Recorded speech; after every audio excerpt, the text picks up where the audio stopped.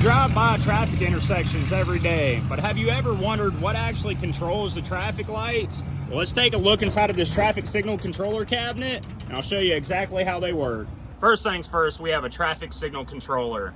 We call this the brains of the intersection. This has all of the timing and coordinations at this intersection, and this will complete the functionality of the entire intersection and will give green lights where they're supposed to. Here is the brains of the intersection. And sometimes you have a brain fart, and that's okay if you're a person. But if you're controlling a traffic intersection, then there is no room for error. So with that being said, right here is we have a MMU or a conflict monitor. And this is gonna monitor everything this outputs into the field.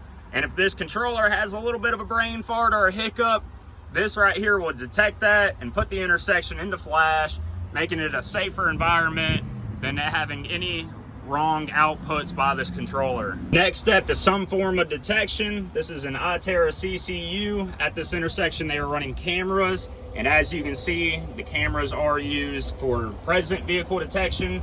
And we also have a radar that's used for advanced detection. When you're driving through a traffic intersection, just know there's a lot more magic happening in the background that's actually controlling this intersection and to keep you safe on your daily commute. Thanks for watching.